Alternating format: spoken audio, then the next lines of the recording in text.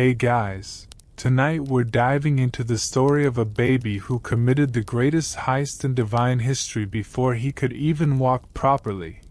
But here's the mystery that's puzzled scholars for millennia. How did an infant manage to steal 50 sacred cattle from the sun god himself and get away with it? In a couple of minutes, you'll find out how this impossible crime led to the invention of the world's first lullaby. And by the end of this video, you'll understand why the most beautiful music in existence was born from the most audacious theft ever attempted. Here's what makes this story absolutely mind-blowing. Baby Hermes was literally hours old when he pulled off this heist, crawling out of his cradle with the cunning of a master criminal. But here's the twist that changes everything. He didn't steal those cattle for greed or hunger, but to create something so beautiful it would make his victim forget he'd ever been robbed. And honestly, if you think you could outsmart a sun god while still in diapers, you probably wouldn't survive 5 minutes in ancient Greece. So, before you get comfortable, take a moment to like the video and subscribe, but only if you genuinely enjoy what I do here. Drop your location and local time in the comments. I love seeing where you're tuning in from around the world. Now dim the lights, maybe turn on a fan for that soft background hum, and let's ease into tonight's journey together.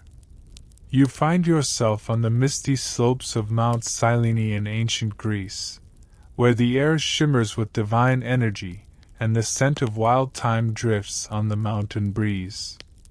The cave before you glows with an otherworldly light, and as you peer inside, you witness something that shouldn't be possible. A newborn baby, barely hours old, sitting up in his golden cradle with eyes that sparkle with mischief and intelligence far beyond his infant years.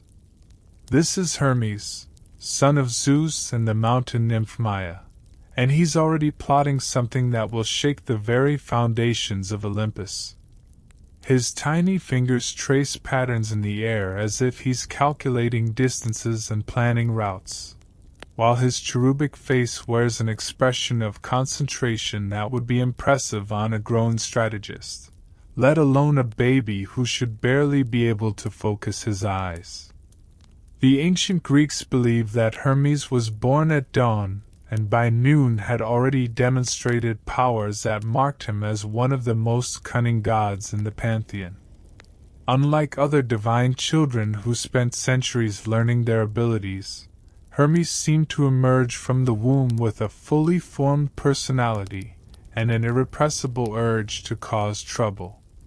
His birth cave on Mount Cyllene became a sacred site where travelers would leave offerings, hoping to gain some of his legendary luck and cleverness.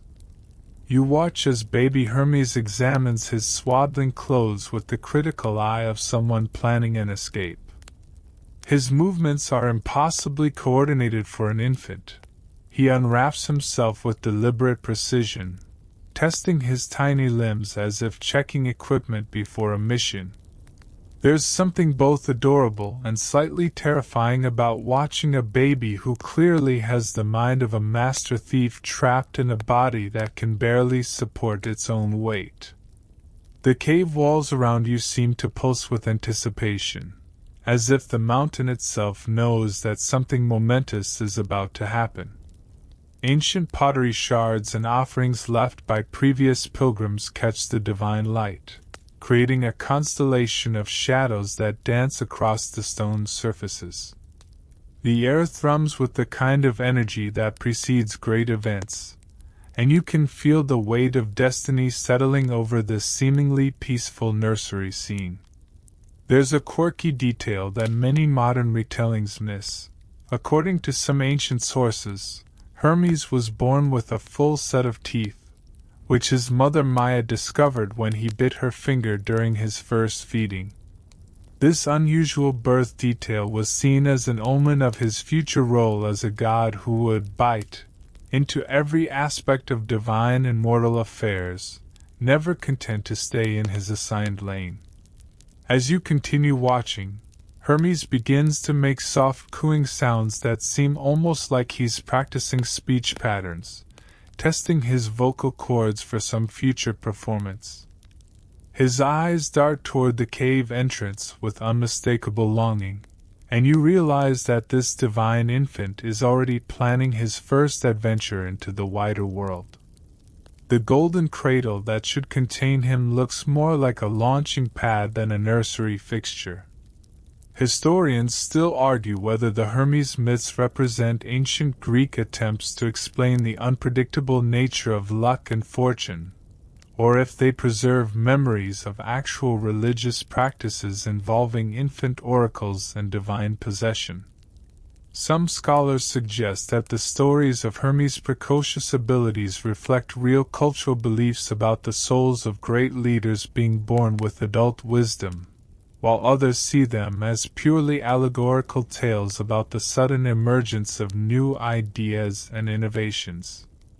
The moment arrives when Hermes makes his move. With movements that seem impossible for his tiny frame, he pulls himself upright in his cradle, his baby hands gripping the golden edges with surprising strength. His eyes fixed on something beyond the cave entrance, something that calls to his nascent divine nature with irresistible appeal. You're about to witness the beginning of the most audacious crime in mythological history, committed by someone who technically shouldn't even be able to crawl yet. You follow the divine infant as he crawls with supernatural grace from his golden cradle, his tiny form moving through the mountain mist like a shadow with purpose. The journey down Mount Cyllene should be impossible for someone who was born this morning, but Hermes navigates the rocky terrain with the confidence of an experienced mountaineer, his baby hands finding perfect grips on stones that seem to shift helpfully under his touch. The morning air carries whispers of divine power as he makes his way toward the sacred meadows of Pieria, where something magnificent awaits his discovery. The landscape around you transforms as you descend from the mystical heights of the birth cave into the realm where gods keep their most precious possessions. Ancient olive groves give way to rolling pastures that shimmer with an otherworldly quality, their grass so green it almost hurts to look at directly. The very air here feels different, thicker, more alive, charged with the kind of energy that only exists in places where divine beings have walked for millennia. As you crest a small hill following the determined infant, the sight that greets you takes your breath away. Spread across the valley below is the most magnificent herd of cattle you've ever imagined, their coats gleaming like burnished gold in the early morning light. These aren't ordinary livestock. They're Apollo's sacred cattle, each one perfect in form and bearing, their horns catching sunlight and throwing it back in brilliant flashes that create rainbows in the morning mist. The cattle of Apollo were considered among the most valuable possessions in the divine realm, each animal worth more than entire mortal kingdoms. According to ancient Greek religious texts, these sacred beasts were said to be immortal, their golden coats never dulling and their strength never failing. They grazed on ambrosian-fused grass that grew only in the sacred meadows, and their milk was rumored to grant prophetic visions to those pure enough to drink it. The herd represented not just wealth but divine authority and the power of the sun itself. Baby Hermes pauses at the edge of the meadow, his infant eyes taking in the scene with an intensity that seems far too mature for his tiny face. You can almost see the gears turning in his precocious mind as he counts the cattle, estimates their value, and begins formulating what might be the most audacious plan ever conceived by someone still in swaddling clothes. His baby hands clench and unclench as if he's already practicing the movements he'll need for what comes next. The cattle themselves seem oblivious to the tiny observer studying them from the hillside. They graze peacefully in the sacred meadow, their movements creating a gentle symphony of bells and soft flowing that echoes across the valley like a divine chorus. Some wade in crystal streams that flow through the pasture, while others rest in the shade of trees that bear golden fruit year-round. It's a scene of perfect pastoral tranquility that's about to be shattered by the most unlikely criminal mastermind in history. There's a quirky detail from ancient sources that suggests Apollo's cattle were so beautiful that even looking at them could inspire mortals to compose poetry or music, which explains why so many ancient Greek poets claim to have received their inspiration while tending flocks in sacred meadows. Some scholars believe this was a metaphorical way of describing divine inspiration, while others think it reflects real religious practices involving sacred animals and artistic revelation. You watch as Hermes begins his reconnaissance, crawling closer to the herd with the stealth of a seasoned spy. His movements are so smooth and silent that not even the most alert cattle notice his approach.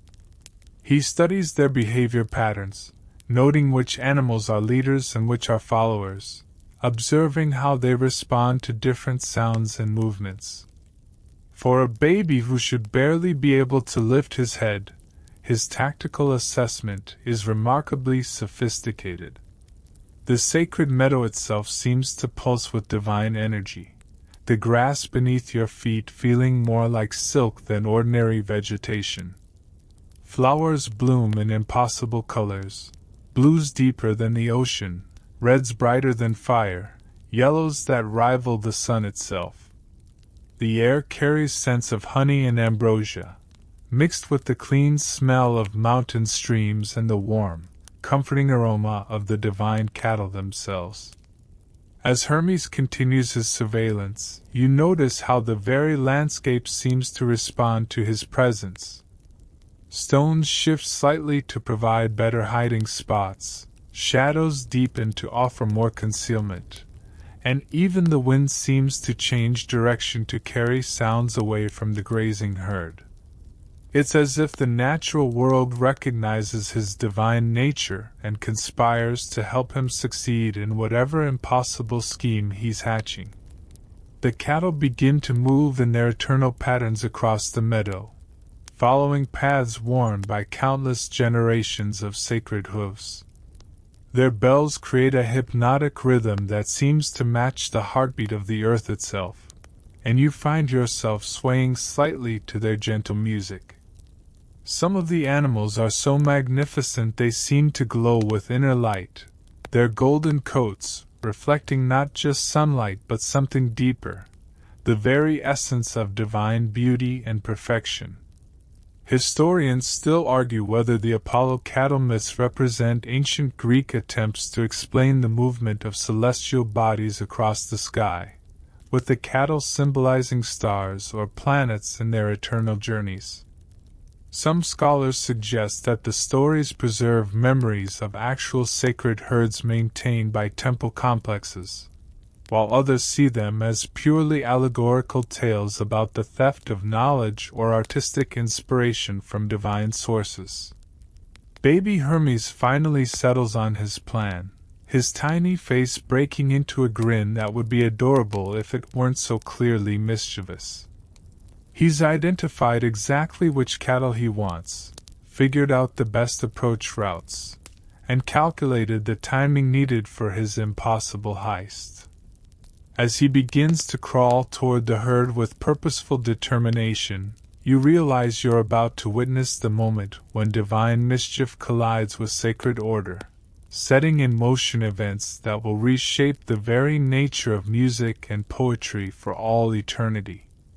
The stage is set, the players are in position, and the greatest cattle theft in mythological history is about to begin.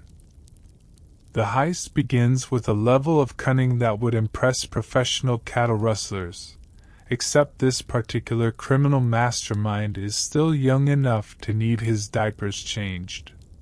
You watch in amazement as baby Hermes approaches the sacred herd with movements so fluid and purposeful that you almost forget he's supposed to be helpless.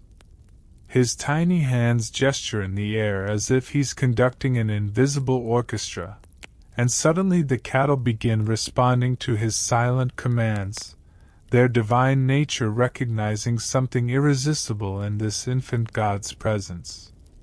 But here's where Hermes reveals the true genius of his plan. Instead of driving the cattle forward like any normal thief would do, he begins herding them backwards.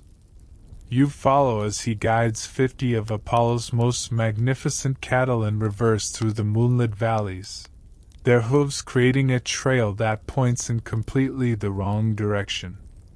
It's like watching a master magician perform the ultimate misdirection trick, except the audience is a sun god who definitely won't appreciate being fooled. The backwards cattle drive unfolds like a surreal dance across the Greek countryside.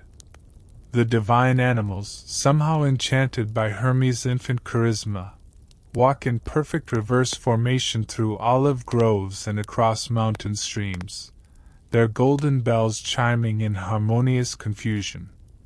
You can't help but marvel at the sight. 50 sacred cattle moonwalking through ancient Greece while being led by a baby who's technically younger than most people's lunch.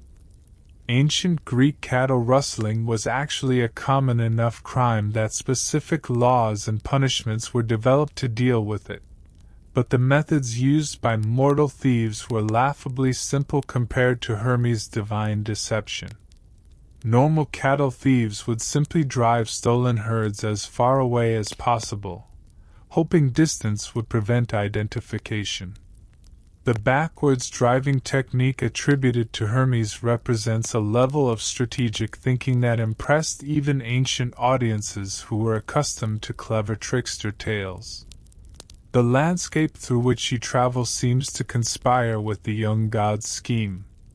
Moonbeams create perfect lighting for the backwards procession, while night breezes carry away the sounds of lowing cattle and jingling bells that might otherwise alert Apollo to his loss. The very earth appears to muffle the hoofprints, and streams conveniently wash away traces of the passage, as if nature itself has decided to become an accomplice in this divine crime. You notice how Hermes manages the cattle with an intuitive understanding that seems impossible for his age. When one animal starts to stray from the group, a simple gesture from his tiny hand brings it back into line. When the herd grows restless, he makes soft cooing sounds that somehow translate into perfect cattle management. It's like watching someone conduct a symphony, except the instruments are 50 sacred cows and the conductor is wearing a diaper. The backwards trail creates a puzzle that would challenge even the most experienced tracker. Every hoofprint points toward Apollo's sacred meadow, suggesting that the cattle walk there rather than away from it. Every broken branch and disturbed stone tells a story of movement in the wrong direction. It's the kind of false evidence that would make modern forensic investigators throw up their hands in frustration, and you can only imagine how it will confuse a sun god who's used to seeing everything clearly. There's a quirky detail from some ancient sources suggesting that Hermes taught the cattle to walk backwards by singing to them in a special rhythm that reversed their natural gait. While this might sound like mythological exaggeration, some modern animal behaviorists point out that cattle can indeed be trained to move in unusual patterns through consistent auditory cues, making this aspect of the story surprisingly plausible. As the procession winds through the night, you begin to appreciate the sheer audacity of what you're witnessing. This isn't just theft. It's performance art on a cosmic scale. Hermes has turned cattle rustling into a form of divine theater, complete with misdirection, timing, and an audience of stars that seem to twinkle with amusement at the spectacle below. The backwards cattle drive becomes a meditation on the nature of truth and perception, challenging the very idea that evidence always points toward reality. The cattle themselves seem almost to enjoy their role in this cosmic prank. Their usual dignified bearing gives way to something that looks suspiciously like playfulness as they navigate the backwards journey.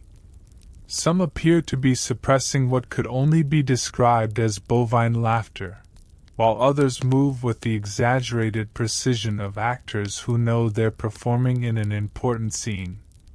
The route Hermes chooses takes you through some of the most beautiful landscape in ancient Greece. Moonlit valleys stretch between silver-topped mountains, while ancient forests whisper secrets in languages older than human speech. Sacred groves dedicated to various gods line the path, their trees seeming to nod approvingly as the backwards procession passes beneath their branches. It's as if the entire natural world has decided to support this infant's impossible scheme. You realize that the backwards cattle drive is more than just a clever trick. It's a fundamental challenge to the way gods and mortals understand cause and effect. By making the evidence point in the wrong direction, Hermes is essentially rewriting the rules of reality, creating a world where effects can precede causes and where the most obvious explanation is guaranteed to be wrong. Historians still argue whether the backwards cattle drive represents an ancient Greek understanding of reverse psychology and misdirection, or if it's a mythological metaphor for the way divine inspiration often comes from unexpected directions. Some scholars see it as an early example of what we might now call thinking outside the box, while others interpret it as a religious teaching about the mysterious ways in which divine will operates in the mortal world. As dawn approaches and the backwards journey nears its end, you can't help but admire the completeness of Hermes' deception. He's not just stolen Apollo's cattle, he's created an entirely false reality around the theft, one so convincing that even divine senses might be fooled. The backwards trail stretches behind you like a masterpiece of misdirection, each hoofprint a brushstroke in a painting that tells exactly the wrong story. But the backwards cattle drive is only the beginning of Hermes' elaborate deception. You watch as the infant god produces what might be the most ingenious disguise kit in mythological history, crafted with the kind of attention to detail that would make modern special effects artists weep with envy. From seemingly nowhere, he pulls out materials that shouldn't exist and begins fashioning footwear that will make his trail even more impossible to follow. Because apparently walking 50 sacred cattle backwards through Greece isn't confusing enough for this overachieving baby. The first pair of sandals Hermes creates defies every law of physics and common sense.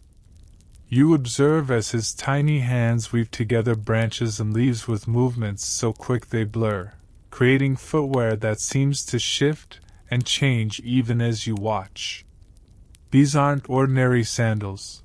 They're magical constructs that will leave footprints pointing in random directions, creating a trail so chaotic that even the most determined tracker would give up in frustration and probably consider a career change. But wait, there's more.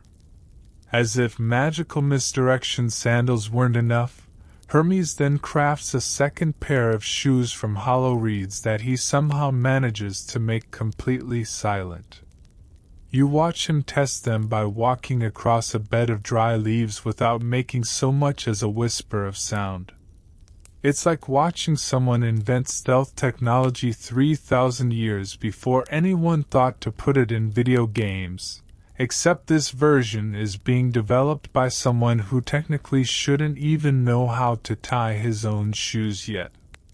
Ancient Greek footwear technology was actually quite sophisticated, with different types of sandals designed for various terrains and purposes. Military sandals featured hobnails for traction, while religious ceremonies often required specific types of soft-soled shoes that wouldn't disturb sacred ground.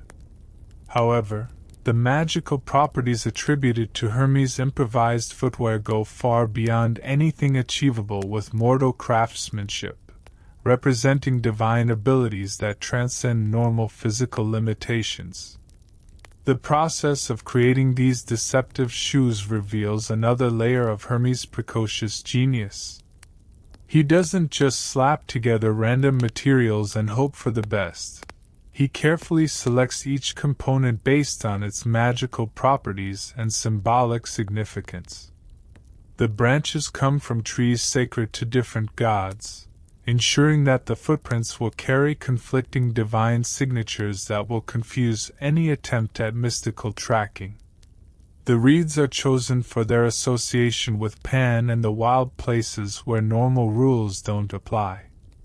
You notice how Hermes tests each pair of sandals with the thoroughness of a quality control inspector. He walks in circles, checking that the magical sandals leave appropriately confusing tracks, then switches to the reed shoes to verify their silence.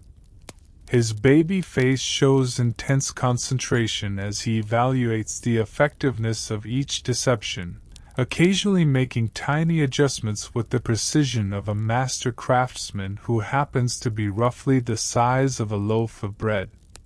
There's a quirky detail from some ancient sources that suggests Hermes actually invented the concept of shoe sizes during this episode, creating multiple pairs of footwear in different dimensions to further confuse anyone trying to track him. While this might sound like mythological embellishment, some scholars point out that the Greeks did develop surprisingly sophisticated understanding of measurement and proportion, making this detail less far-fetched than it initially appears. The magical properties of the sandals extend beyond simple misdirection. As Hermes demonstrates their capabilities, you see footprints that appear and disappear at random intervals, tracks that seem to walk through solid rock, and impressions that change shape even as you watch them.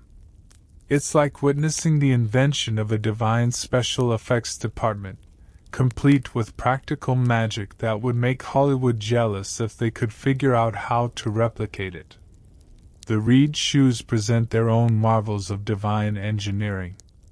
Not only do they eliminate sound, but they also seem to make Hermes' footsteps lighter than air, allowing him to walk across surfaces that shouldn't support any weight at all. You watch him demonstrate by strolling across a pond without creating so much as a ripple, his baby feet somehow distributing his weight so perfectly that the water doesn't even know he's there.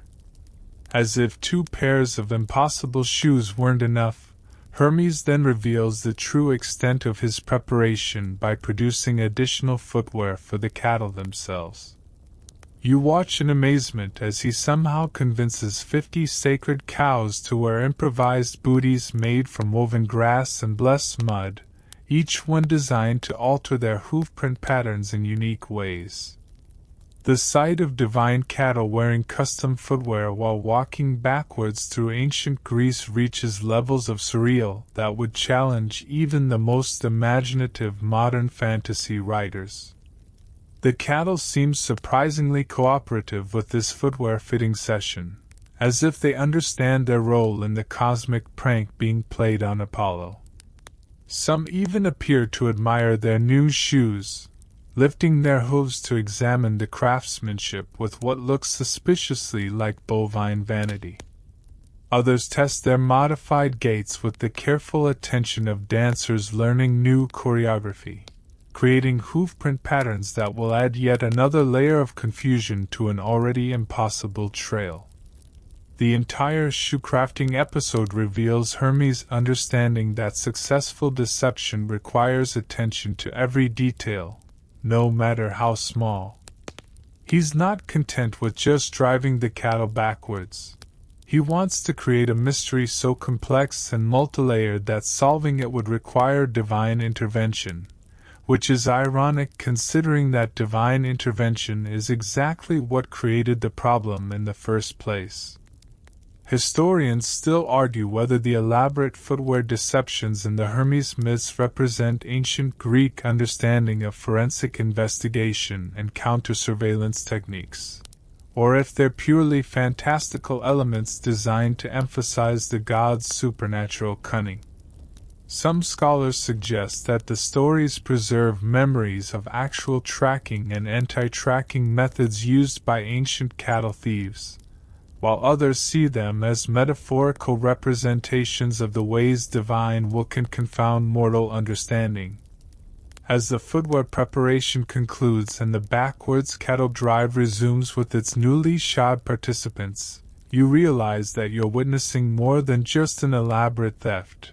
You're seeing the birth of the concept that the best defense against detection is to make the evidence so confusing that investigators will assume they're looking at the wrong crime entirely. It's misdirection raised to an art form, performed by someone who's still young enough to need help reaching high shelves.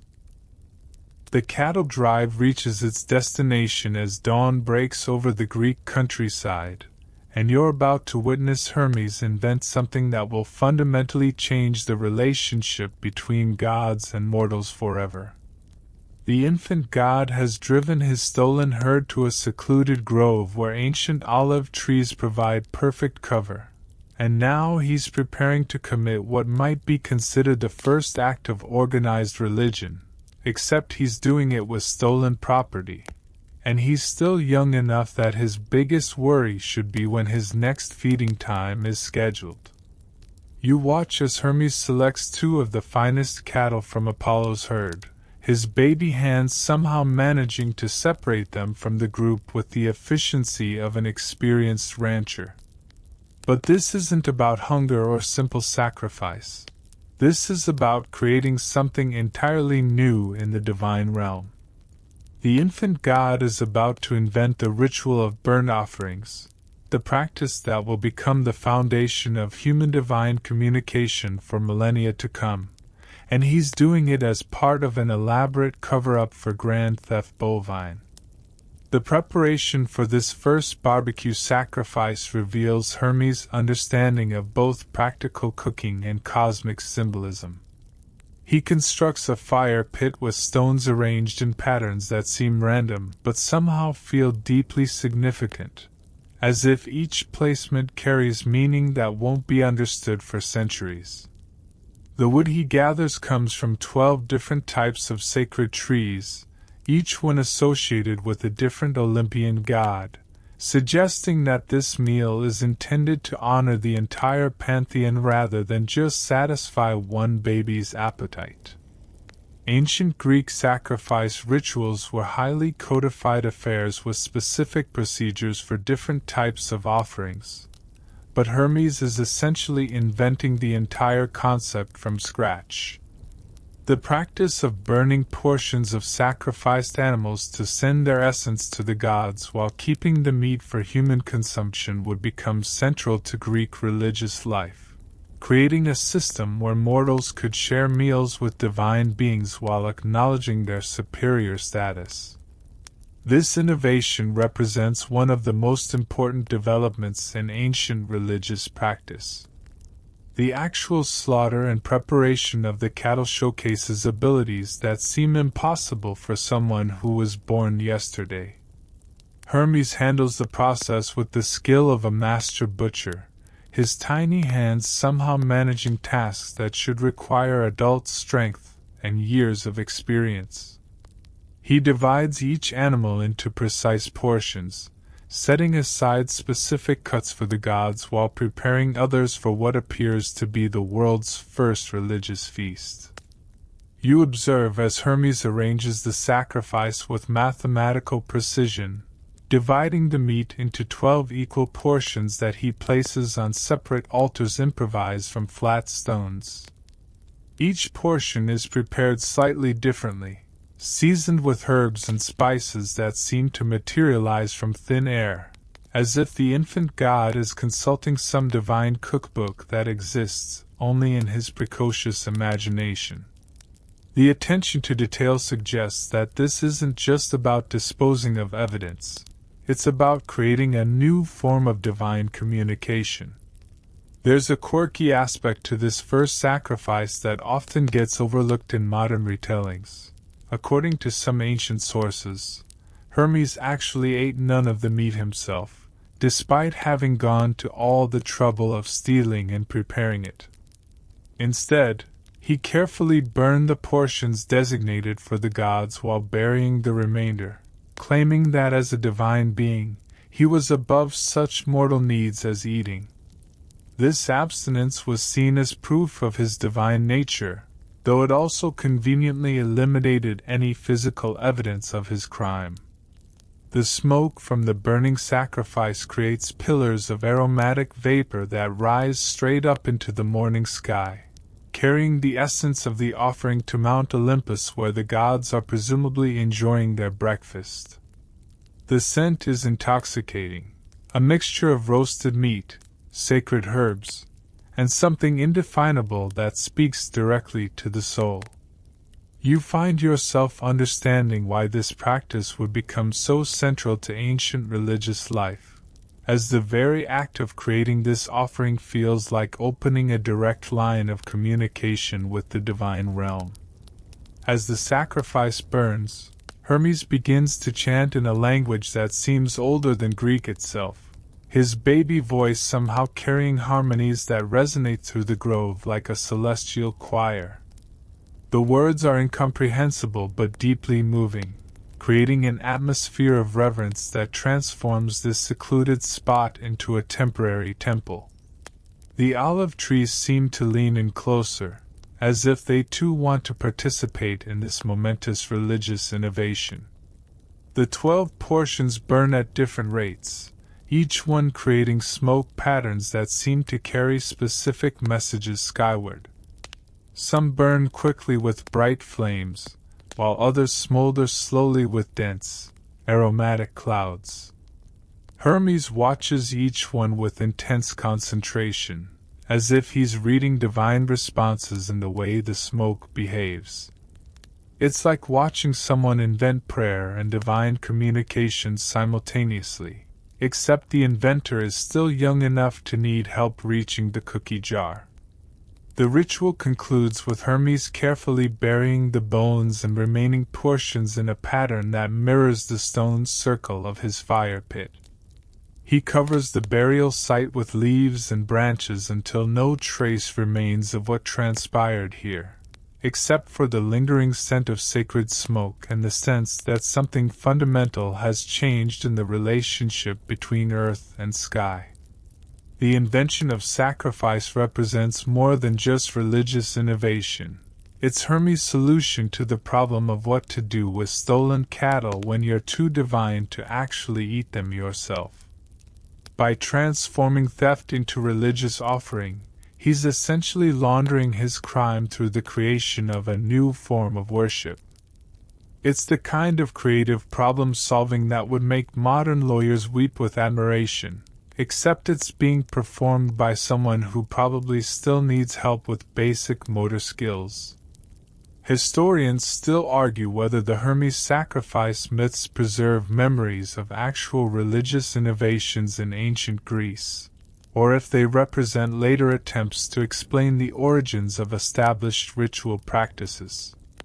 Some scholars suggest that the stories reflect real historical transitions from older forms of worship to the classical Greek sacrifice system, while others see them as purely mythological explanations for religious customs whose true origins had been forgotten. As the last wisps of smoke disappear into the morning sky and Hermes begins covering his tracks with the thoroughness of a professional crime scene cleaner, you realize that you've witnessed the birth of organized religion as a form of divine public relations. The infant god has just invented the concept of making amends with the gods while simultaneously creating the evidence that will eventually prove his innocence, or at least provide enough reasonable doubt to avoid serious punishment when his theft is discovered. Meanwhile, back in the sacred meadows of Pieria, Apollo awakens to what should be a perfect morning but instead discovers that his day is about to become a divine nightmare. You watch as the sun god stretches his golden limbs and prepares for his daily journey across the sky, completely unaware that his most precious possessions have vanished during the night. The first hint that something is wrong comes when he notices the unusual silence. No gentle lowing of cattle, no musical chiming of their sacred bells, just an eerie quiet that makes his divine senses prickle with unease. Apollo's morning routine is as precise as clockwork, refined over millennia of divine responsibility. He always begins by checking on his sacred herd, counting each golden-horned beauty, and ensuring their well-being before beginning his solar duties. But today, as he approaches the meadow where 50 magnificent cattle should be grazing peacefully, he finds nothing but empty grass and a few confused-looking sheep who seem as bewildered by the absence as their divine shepherd is about to become. The initial shock of discovery hits Apollo like a physical blow.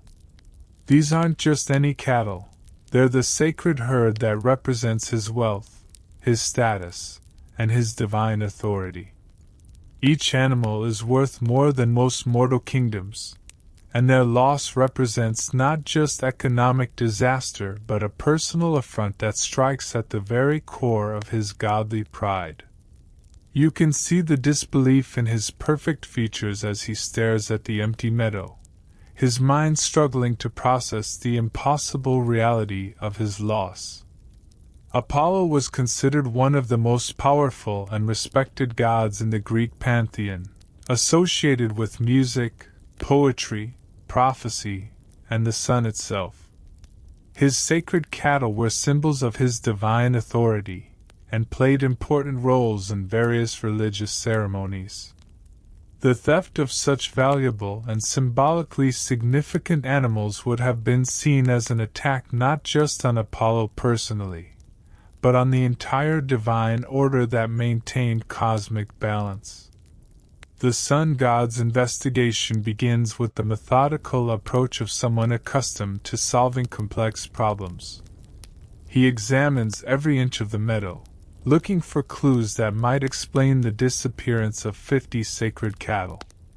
His divine senses, normally capable of perceiving truth across vast distances, seem strangely clouded when it comes to this particular mystery. It's as if someone has thrown a blanket over his usually perfect perception, leaving him to rely on mundane detective work like any mortal investigator. The first clues Apollo discovers only deepen the mystery. He finds hoofprints, but they're pointing in the wrong direction, toward the meadow rather than away from it. The tracks suggest that the cattle walked into the pasture during the night, which makes no sense since they were already there when he left them. It's like finding evidence that someone broke into a house by leaving through the front door, and you can see Apollo's frustration growing as he tries to make sense of the impossible trail.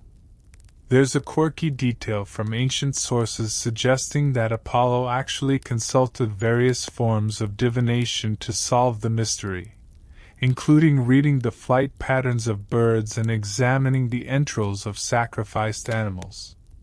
However, all his usual prophetic methods seem to malfunction when applied to this particular crime, as if the theft existed in some kind of divine blind spot that his powers couldn't penetrate.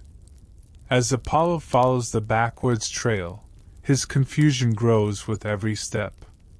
The hoofprints lead him in circles, double back on themselves, and occasionally seem to disappear entirely before reappearing in impossible locations.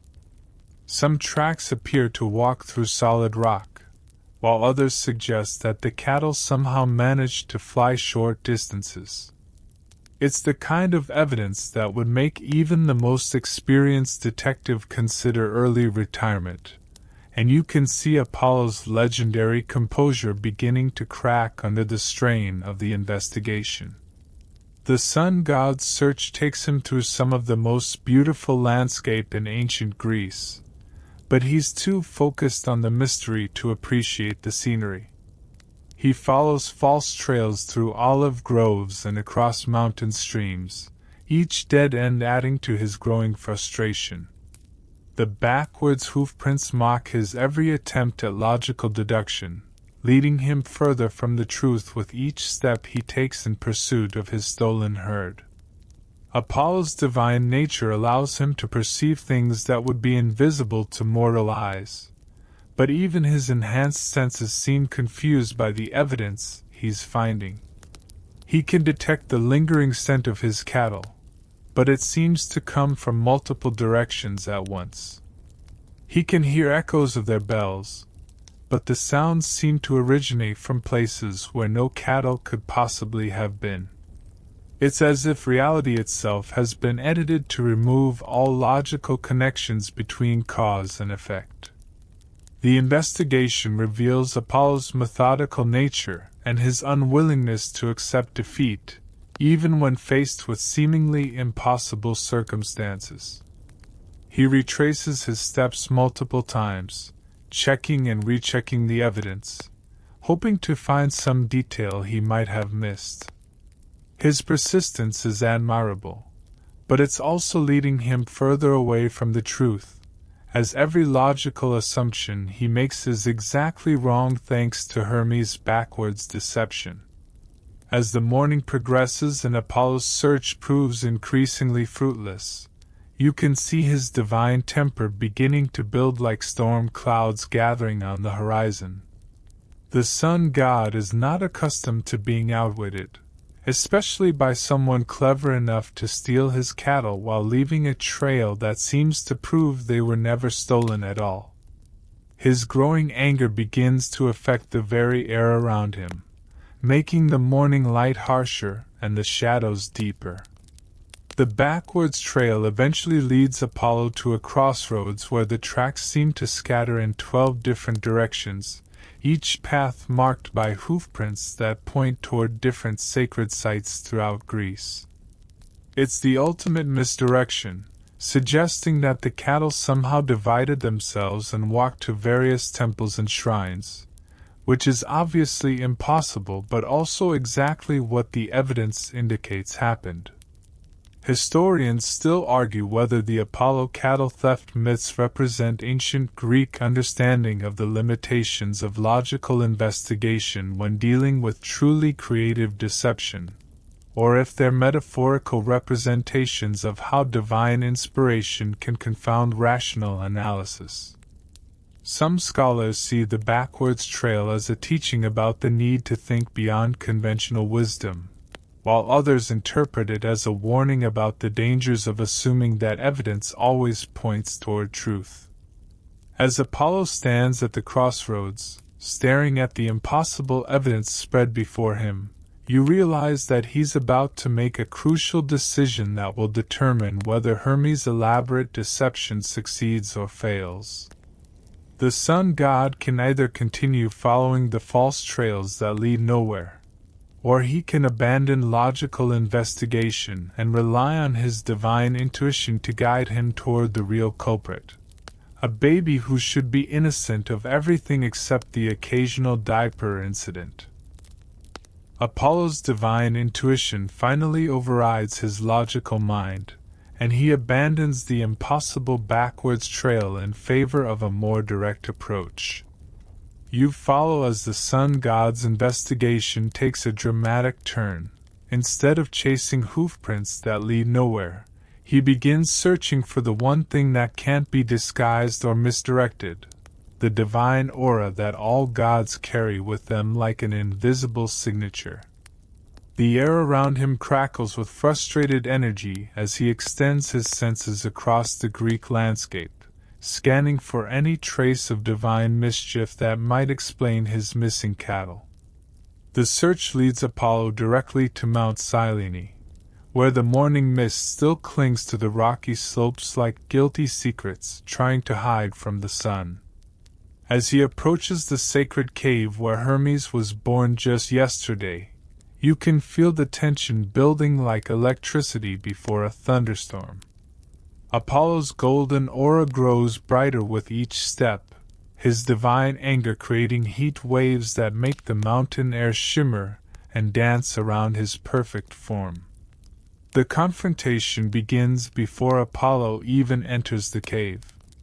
His voice, usually melodious enough to charm wild beasts and inspire poets, now carries the authority of divine judgment as he calls out accusations that echo off the mountain walls. But the response he receives is so unexpected, so perfectly innocent, that it stops him in his tracks like a chariot hitting an invisible wall. From inside the cave comes the sound of a baby crying, not the wails of guilt or fear, but the simple, heartbreaking sobs of an infant who seems genuinely distressed by the loud noises disturbing his peaceful morning. Ancient Greek concepts of divine justice emphasize the importance of proper accusations and evidence, even when dealing with conflicts between gods. Apollo, despite his anger, is bound by cosmic law to present his case clearly and allow the accused to respond.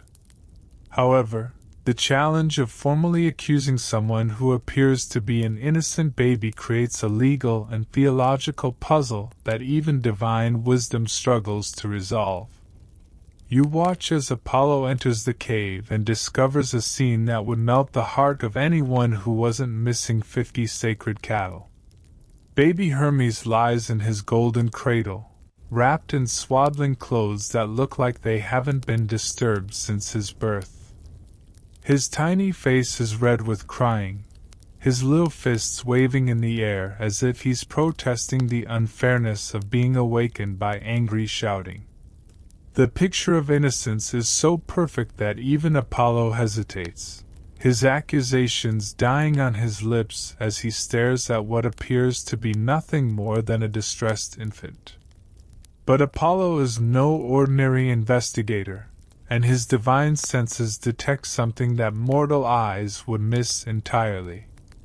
Despite the baby's convincing performance, there's something about Hermes that doesn't quite add up.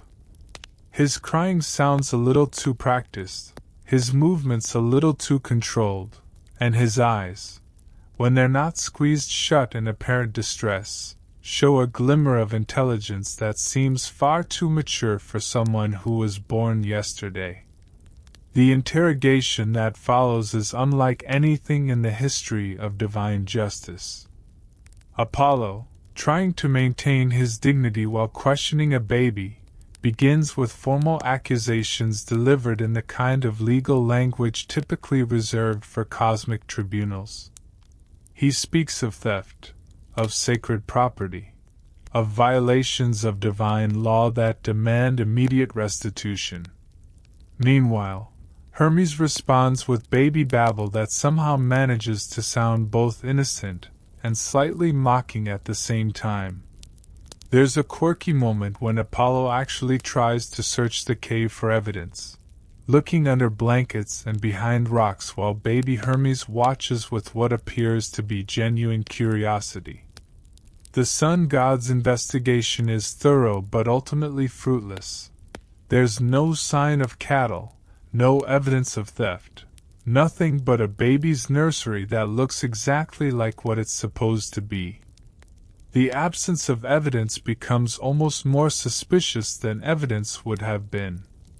The confrontation escalates when Apollo directly accuses the infant of cattle theft, his voice rising with divine authority that should compel truth from any being in creation. But Hermes' response is a masterpiece of innocent confusion. He looks around the cave as if searching for these mysterious cattle, makes questioning baby sounds, and even attempts what appears to be his first word. Moo! The performance is so convincing that Apollo begins to doubt his own divine senses. Apollo's frustration reaches new heights as he realizes he's being outmaneuvered by someone who shouldn't even be able to focus his eyes properly yet. The sun god tries various approaches, threats, promises, appeals to divine honor, but each one is met with the same innocent confusion that makes him look like a bully picking on a helpless infant. It's psychological warfare at its finest, except one participant is wearing a diaper and the other controls the movement of the sun across the sky. The standoff continues as Apollo searches for any crack in Hermes' innocent facade. He examines the baby's hands for traces of cattle hair, checks his swaddling clothes for suspicious odors, and even attempts to read his thoughts using divine telepathy. But every investigation yields the same result. This appears to be nothing more than a normal baby who's been unfairly accused of impossible crimes by a paranoid sun god. The cave itself seems to support Hermes' innocence, showing no signs of recent disturbance beyond what you'd expect from a divine birth. The golden cradle sits exactly where it should, surrounded by the gifts and offerings that various gods and nymphs brought to celebrate the newest addition to the Olympian family. Everything looks perfectly normal, which is exactly what makes it so suspicious to Apollo's trained divine senses. As the confrontation reaches its climax, Apollo makes a decision that will change the course of the entire investigation. Unable to prove his accusations against what appears to be an innocent baby, but unwilling to abandon his search for justice, he decides to take the matter to the highest authority in the divine realm. The case of the missing cattle is about to become a formal legal proceeding before Zeus himself, with baby Hermes as the defendant in what might be the most unusual trial in cosmic history. Historians still argue whether the confrontation between Apollo and baby Hermes represents ancient Greek understanding of the challenges of prosecuting clever criminals, or if it's a metaphorical exploration of how innocence and guilt can become confused when dealing with truly sophisticated deception. Some scholars see it as a teaching about the limitations of even divine justice when faced with perfect alibis, while others interpret it as a commentary on the nature of truth itself. As Apollo prepares to escort his tiny suspect to Mount Olympus for divine judgment, you realize that the real trial is just beginning. The infant who successfully stole 50 sacred cattle while leaving a trail that proves his innocence is about to face the ultimate test, convincing Zeus himself that he's nothing more than a harmless baby who couldn't possibly be guilty of the greatest heist in mythological history. The journey to Mount Olympus becomes a divine procession unlike anything the ancient world has ever witnessed. You follow as Apollo carries baby Hermes through the clouds, the sun god's golden chariot modified with what might be history's first car seat, a hastily improvised cradle that keeps the infant secure while maintaining the dignity appropriate for a formal legal proceeding. The sight is so surreal that even the other gods pause in their eternal activities to watch this unprecedented parade of divine justice featuring a defendant who's still young enough to need burping after meals. Zeus receives the complaint with the kind of weary patience that comes from millennia of mediating disputes between his children, but even the king of the gods seems taken aback by the unusual nature of this particular case. You watch as he settles onto his throne, lightning crackling gently around his fingers as he prepares to hear arguments in what must be the first legal proceeding in cosmic history to require a high chair for the defendant. The Great Hall of Olympus, usually reserved for matters of universal importance, now echoes with the occasional baby babble that somehow manages to sound both innocent and slightly defiant. Apollo presents his case with the eloquence of a master orator, his voice carrying the authority of divine law as he details the theft of his sacred cattle. He describes the backwards trail, the impossible evidence, and his growing certainty that this seemingly innocent infant is actually a criminal mastermind of unprecedented cunning. His arguments are logical, passionate, and completely undermined by the fact that his accused sits in a golden high chair, occasionally blowing spit bubbles and looking around the throne room with the wide-eyed wonder of someone seeing Mount Olympus for the first time. Ancient Greek legal proceedings, even among mortals, followed strict protocols for presenting evidence and testimony. Divine justice operated on similar principles but with the added complexity of cosmic law that governed the behavior of immortal beings. Zeus, as the ultimate arbiter of divine disputes, was expected to weigh not just the facts of the case but also the broader implications for cosmic order and the relationships between the gods. The prosecution's case seems ironclad until Hermes is given the opportunity to respond. What follows is perhaps the most effective legal defense in the history of jurisprudence, delivered entirely through baby talk, innocent gestures, and an expression of such pure confusion that even Zeus begins to doubt the wisdom of bringing formal charges against someone who appears to be genuinely bewildered by the entire proceeding. Every gu and ga sounds like a perfectly reasonable response to Apollo's accusations, while every tiny hand gesture seems to ask the cosmic equivalent of, "Who, me?"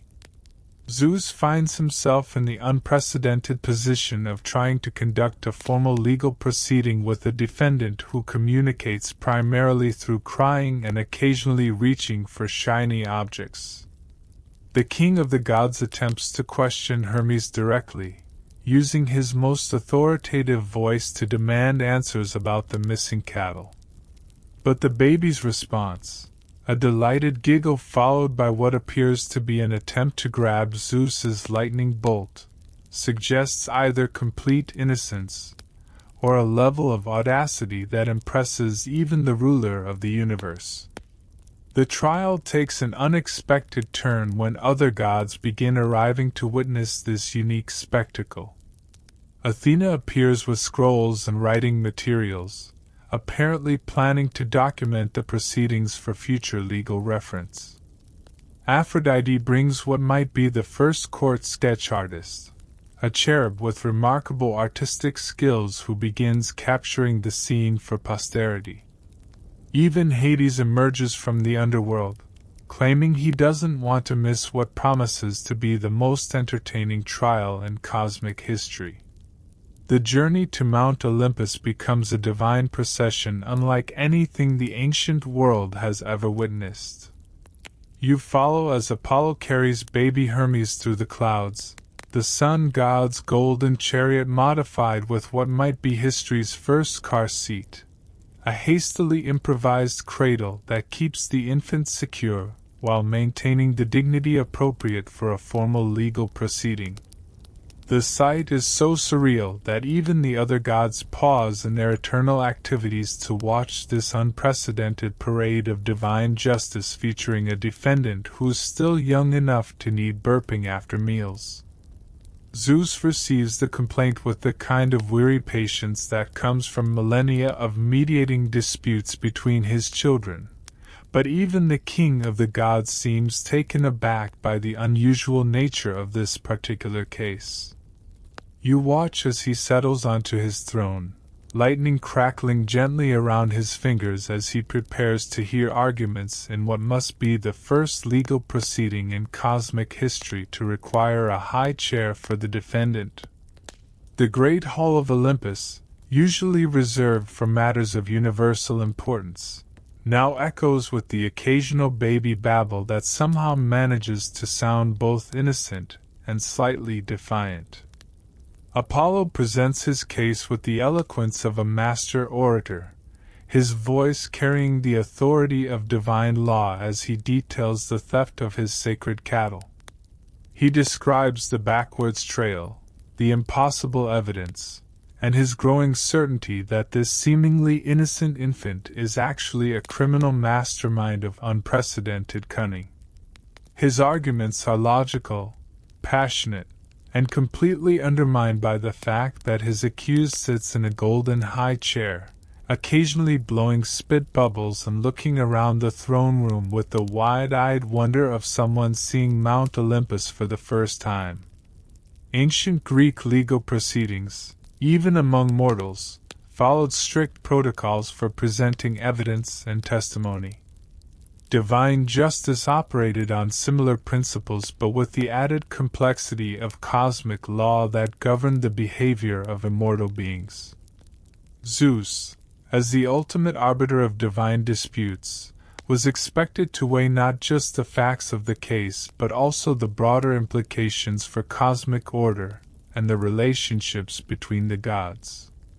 The prosecution's case seems ironclad until Hermes is given the opportunity to respond. What follows is perhaps the most effective legal defense in the history of jurisprudence, delivered entirely through baby talk, innocent gestures, and an expression of such pure confusion that even Zeus begins to doubt the wisdom of bringing formal charges against someone who appears to be genuinely bewildered by the entire proceeding. Every gu and ga sounds like a perfectly reasonable response to Apollo's accusations, while every tiny hand gesture seems to ask the cosmic equivalent of, "Who, me?" Zeus finds himself in the unprecedented position of trying to conduct a formal legal proceeding with a defendant who communicates primarily through crying and occasionally reaching for shiny objects. The king of the gods attempts to question Hermes directly, using his most authoritative voice to demand answers about the missing cattle. But the baby's response, a delighted giggle followed by what appears to be an attempt to grab Zeus's lightning bolt, suggests either complete innocence or a level of audacity that impresses even the ruler of the universe. The trial takes an unexpected turn when other gods begin arriving to witness this unique spectacle. Athena appears with scrolls and writing materials, apparently planning to document the proceedings for future legal reference. Aphrodite brings what might be the first court sketch artist, a cherub with remarkable artistic skills who begins capturing the scene for posterity. Even Hades emerges from the underworld, claiming he doesn't want to miss what promises to be the most entertaining trial in cosmic history. There's a quirky moment when Zeus actually attempts to use his divine powers to compel truth from the infant defendant, only to discover that baby Hermes seems immune to cosmic interrogation techniques. Every attempt to penetrate his innocent facade is met with responses so perfectly infantile that they either represent genuine baby behavior or the most sophisticated acting performance ever delivered by someone in diapers. The proceedings become increasingly surreal as Apollo grows more frustrated with his inability to prove what he knows to be true, while Hermes continues to respond to every accusation with baby talk that somehow manages to sound like reasonable legal arguments. The other gods begin taking sides, with some supporting Apollo's logical case while others are charmed by the defendant's apparent innocence and the absurdity of formally prosecuting someone who was born yesterday. Zeus demonstrates the wisdom that made him king of the gods by recognizing that this case transcends simple theft and touches on fundamental questions about justice, evidence, and the nature of truth itself. He observes both the prosecutor and defendant with the careful attention of someone who understands that the outcome of this trial will set precedents for divine law that will last for eternity. The testimony phase reveals the limitations of even divine justice when dealing with a defendant who appears incapable of understanding the charges against him.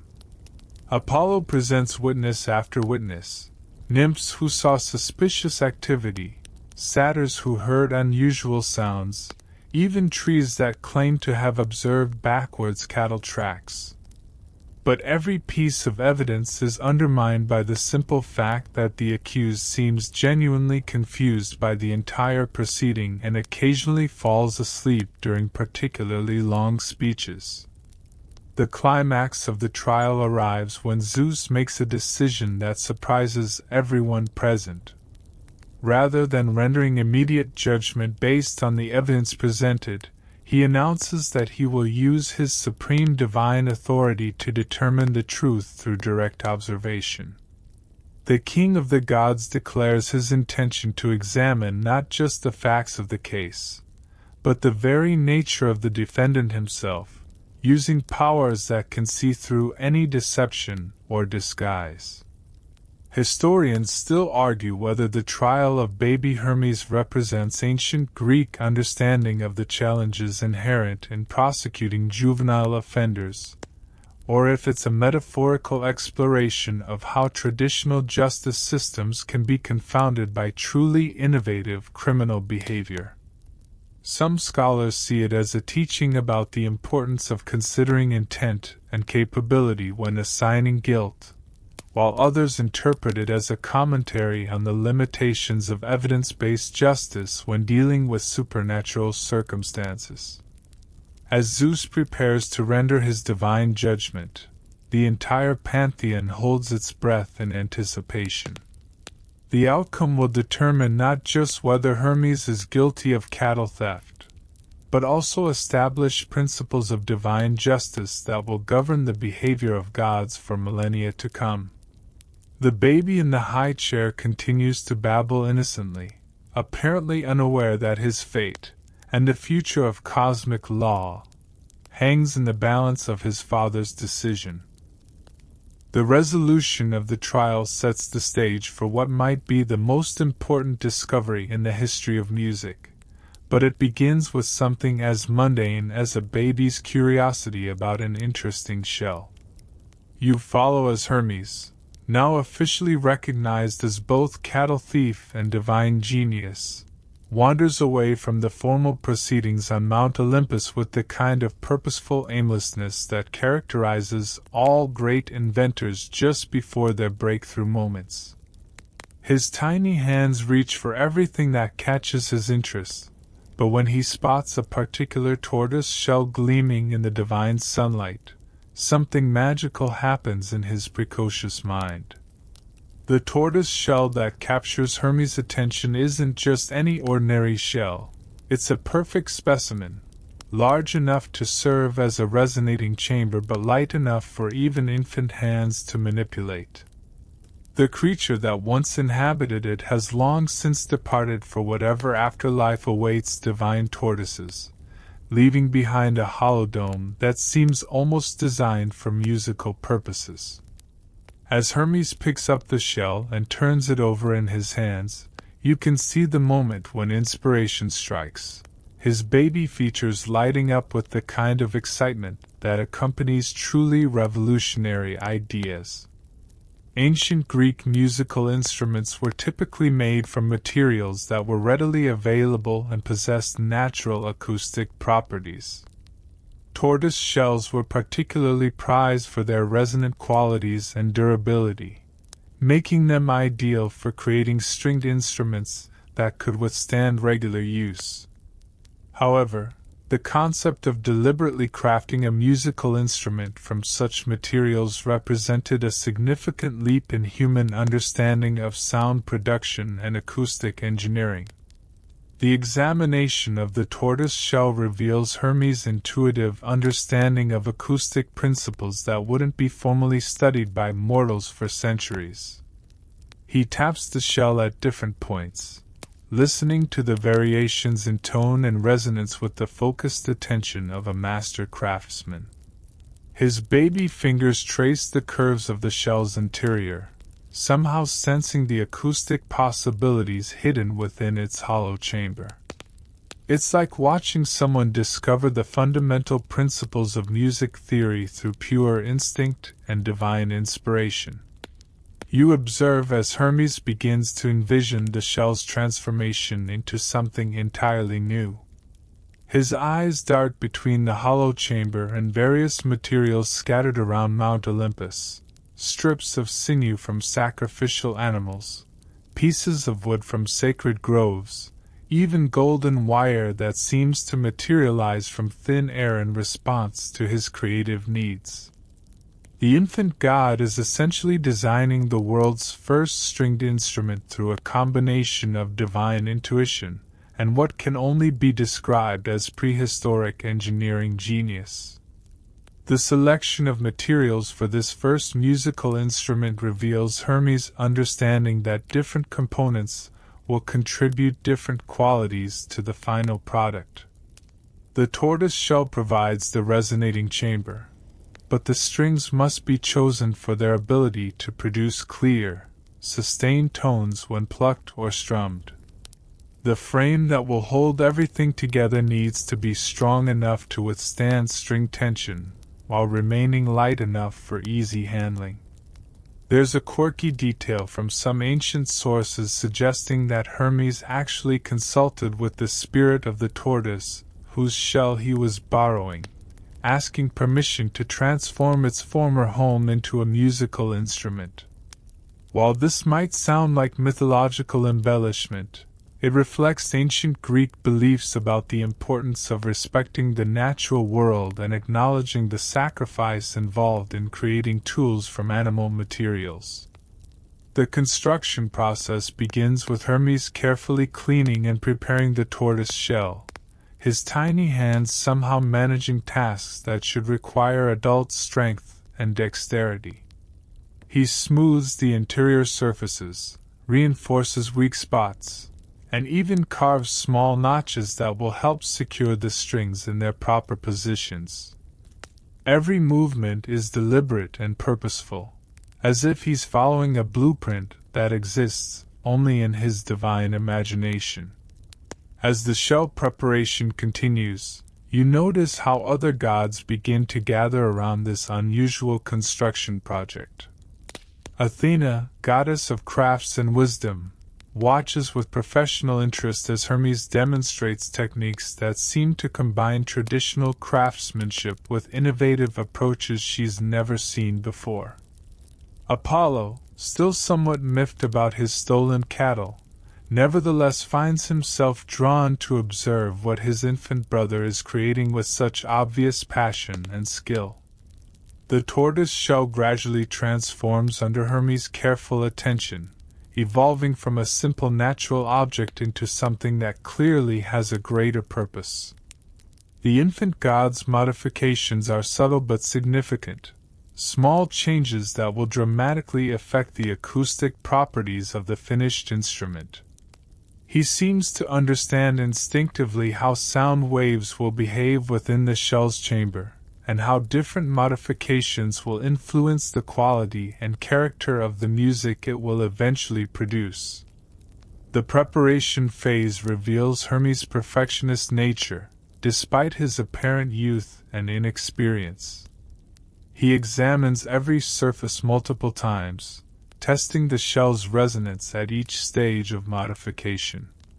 When he discovers a small crack that might affect the sound quality, he repairs it with a mixture of tree sap and divine essence that somehow creates a bond stronger than the original shell material. It's the kind of attention to detail that separates true craftsmen from mere hobbyists. The shell's transformation becomes a meditation on the relationship between natural materials and human creativity.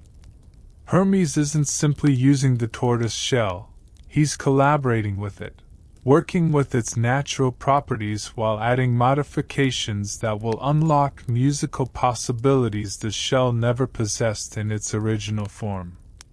The process represents a fundamental shift in how divine beings interact with the natural world, moving from simple use to creative partnership. As the tortoise shell preparation nears completion, you can sense the anticipation building among the watching gods. They're witnessing the birth of something entirely new in the divine realm, not just a tool or weapon, but an instrument designed purely for creating beauty. The implications of this innovation extend far beyond music, representing a new form of divine expression that will influence art, poetry, and human culture for millennia to come.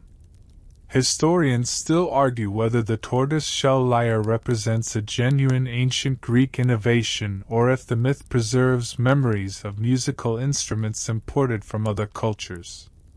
Some scholars suggest that the Greeks developed their stringed instruments independently, while others point to similarities with instruments from Egypt and Mesopotamia as evidence of cultural exchange and adaptation.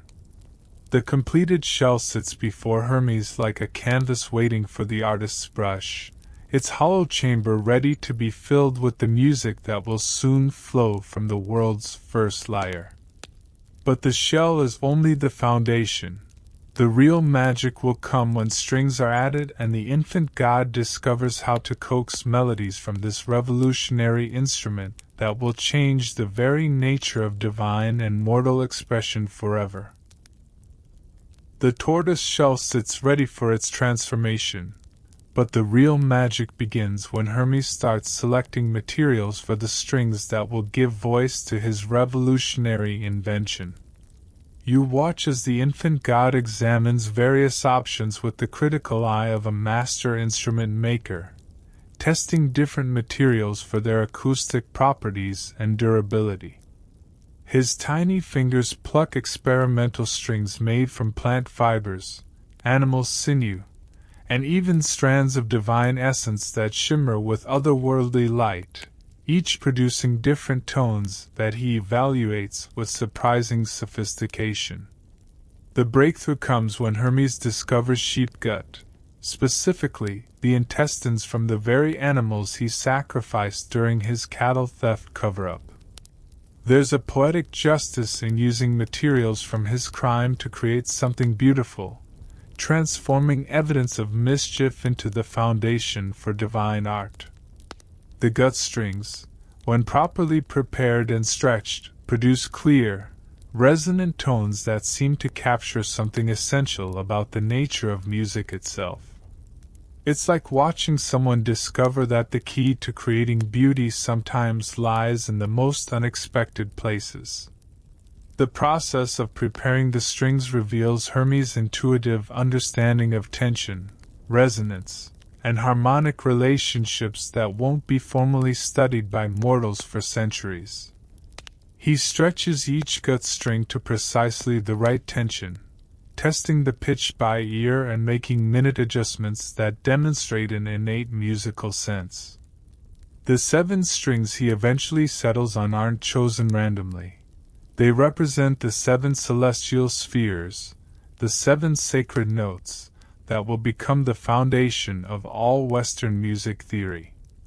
Ancient Greek musical theory was based on mathematical relationships between different pitches, with specific ratios producing harmonious intervals that were considered pleasing to both divine and mortal ears. The 7-string lyre that Hermes creates establishes the fundamental scale structure that will influence Greek music for centuries, with each string tuned to produce notes that create perfect mathematical relationships when played together. This innovation represents one of the most important developments in the history of music. You observe as Hermes begins stringing his tortoise-shell lyre with movements that seem impossible for someone his age.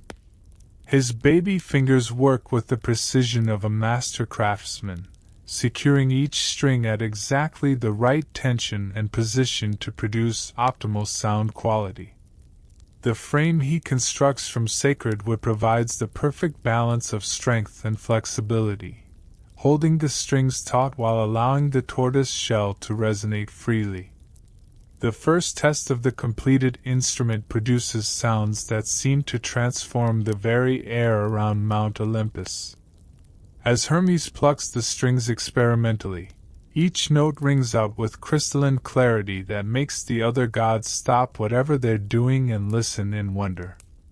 The tones are pure and sweet, carrying harmonics that seem to touch something deep in the divine soul. It's as if the infant God has discovered a new language, one that speaks directly to the emotions without need for words. The 7 strings create possibilities for harmony and melody that have never existed before in the divine realm. Hermes experiments with different combinations, his infant intuition guiding him toward chord progressions and melodic patterns that sound both completely natural and utterly revolutionary. Each pluck of the strings seems to unlock new musical territories, revealing the vast potential contained within this simple but elegant instrument. There's a quirky moment when Hermes accidentally discovers the concept of rhythm by dropping his improvised plectrum and having to pluck the strings with his fingers at irregular intervals. The resulting syncopated patterns create a completely different musical effect that adds another dimension to his growing understanding of the lyre's capabilities. It's like watching someone stumble upon jazz techniques 3,000 years before anyone thought to invent jazz. The construction of the lyre represents more than just musical innovation. It's the birth of a new form of divine expression that will influence art, poetry, and human culture for millennia. The instrument becomes a bridge between the physical and spiritual worlds, capable of producing sounds that touch both the body and the soul. Hermes has essentially invented a tool for manipulating emotions and creating beauty from nothing but vibrating strings and resonating wood. As word of the lyre's creation spreads through Mount Olympus, other gods begin gathering to witness this unprecedented musical innovation. Athena brings her wisdom and technical expertise, offering suggestions for improving the instrument's construction. Aphrodite contributes her understanding of beauty and emotional impact, helping Hermes discover how different musical phrases can evoke specific feelings in listeners. The collaborative aspect of the lyre's development reveals how divine creativity often emerges from the intersection of different talents and perspectives. While Hermes provides the initial inspiration and technical innovation, the other gods contribute their own expertise to refine and perfect the instrument. The result is something greater than any single divine being could have created alone, a truly collaborative work of art. The 7 strings begin to take on individual personalities as Hermes explores their unique voices. The lowest string produces deep, resonant tones that seem to echo from the depths of the earth, while the highest creates bright, silvery notes that sparkle like starlight. The middle strings provide the harmonic foundation that holds everything together, creating a complete musical palette that can express any emotion or idea. The tuning system Hermes develops for his lyre establishes principles that will influence musical theory for thousands of years. The mathematical relationships between the 7 strings create intervals that sound naturally harmonious to both divine and mortal ears, suggesting that music operates according to universal laws that transcend cultural boundaries. This discovery represents one of the first systematic approaches to understanding the science of sound and harmony. Historians still argue whether the 7-string lyre represents a genuine Greek musical innovation or if it reflects influences from other ancient cultures that had already developed similar instruments. Some scholars point to evidence of stringed instruments in Egypt and Mesopotamia that predate the Greek lyre, while others emphasize the unique features of the Greek instrument that suggest independent development. As Hermes puts the finishing touches on his revolutionary instrument, you realize that you're witnessing one of the most important moments in the history of human expression. The lyre will become the foundation for countless musical traditions, inspiring poets, composers, and musicians across cultures and centuries. But more immediately, It's about to become the key to resolving the conflict with Apollo, and transforming a story of theft into a tale of artistic triumph. The completed lyre sits in Hermes' tiny hands like a piece of captured starlight, its polished tortoise shell gleaming and its 7 strings trembling with potential. The infant god looks at his creation with the satisfaction of someone who knows he's just changed the world, even if he's not entirely sure how. The stage is set for the first performance of the world's first lyre, and the music that emerges will be unlike anything the divine realm has ever heard. The moment arrives when Hermes lifts his newly created lyre and prepares to play the first song ever performed on a stringed instrument. But what emerges from those 7 sacred strings isn't just music, it's pure magic that transforms the very atmosphere of Mount Olympus. You watch as the infant god's tiny fingers find their way across the strings with instinctive grace, producing sounds so beautiful and soothing that even the eternal winds seem to pause in their celestial journey to listen. The melody that flows from the lyre is unlike anything that has ever existed, combining the mathematical perfection of divine harmony with an emotional depth that speaks directly to the soul. The first lullaby begins as a simple, repetitive melody that seems to echo the rhythm of a heartbeat, or the gentle rocking of a cradle. Hermes' baby fingers move across the strings with surprising confidence, creating patterns of sound that feel both completely natural and utterly revolutionary. The notes seem to float through the air like golden threads, weaving themselves into a tapestry of sound that wraps around everyone present like a warm, comforting blanket. But this isn't just any lullaby. It's a song specifically designed to soothe the savage beasts that are Apollo's stolen cattle, wherever they might be hidden.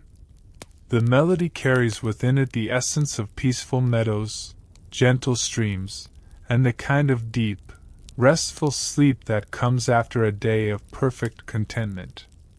As the music flows from the lyre, you can almost see its effects rippling outward from Mount Olympus, reaching across the Greek countryside to wherever the divine cattle are resting. Ancient Greek understanding of music's power over both humans and animals was sophisticated, with specific melodies believed to influence behavior, emotions, and even physical health. The concept of using music to calm livestock wasn't purely mythological.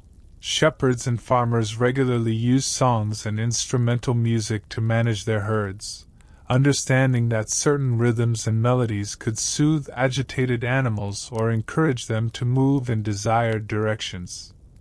The lullaby's effect on the assembled gods is immediate and profound. Divine beings who have spent eternity in constant motion and cosmic responsibility find themselves relaxing for perhaps the first time in their immortal existence. Athena's usually sharp tactical mind grows peaceful and contemplative. Aphrodite's passionate nature softens into gentle contentment. Even Zeus, burdened with the weight of ruling the universe, feels his shoulders relax as the music washes over him. The melody itself seems to contain healing properties that go beyond simple entertainment.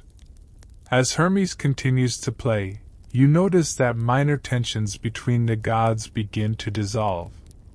Old grudges are temporarily forgotten, petty rivalries fade into insignificance, and the entire pantheon experiences a rare moment of perfect harmony. The lullaby isn't just soothing, it's actively promoting peace and understanding among beings who are more accustomed to conflict and competition. Apollo, who had been simmering with anger over his stolen cattle, finds his rage melting away like snow in spring sunshine. The sun god's perfect features soften as the music reaches him, his divine nature responding to the lyre's call with an intensity that surprises even him. You can see the exact moment when his anger transforms into something else entirely. A deep, almost desperate longing to understand how such beautiful sounds can emerge from such a simple instrument. There's a quirky detail that emerges as the lullaby continues. The music seems to be affecting not just the gods but the very fabric of reality around Mount Olympus. Flowers bloom out of season, stars shine more brightly, and even the marble columns of the divine palace seem to hum in harmony with the lyre's strings.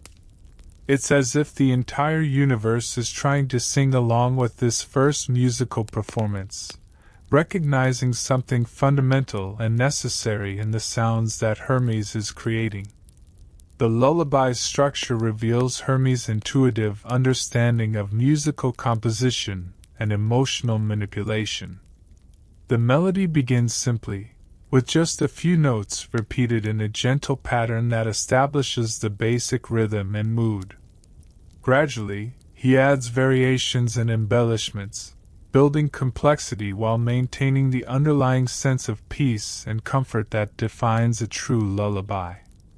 Each phrase seems to flow naturally into the next, creating a seamless musical experience that feels both inevitable and surprising. As the performance continues, you begin to understand that this isn't just the world's first lullaby. It's also the first example of music being used as a form of communication between divine beings. Through his playing, Hermes is telling a story without words, expressing emotions and ideas that couldn't be conveyed through ordinary speech. The lyre becomes a translator, converting the infant god's complex thoughts and feelings into a universal language that every listener can understand. The cattle themselves, wherever they're hidden, begin to respond to the distant music. Though you can't see them directly, you can sense their reaction through the way the lullaby seems to pulse with satisfaction, as if Hermes is receiving feedback that his musical message is reaching its intended audience. The stolen animals are growing calm and sleepy, their divine nature recognizing the peace offering embedded in every note. The other gods begin to understand that they're witnessing something historically significant. This isn't just entertainment, or even artistic expression. It's the birth of a new form of divine power that operates through beauty rather than force, through harmony rather than conflict. The lyre represents a completely different approach to achieving divine will, one that relies on persuasion and emotional connection rather than threats and punishment.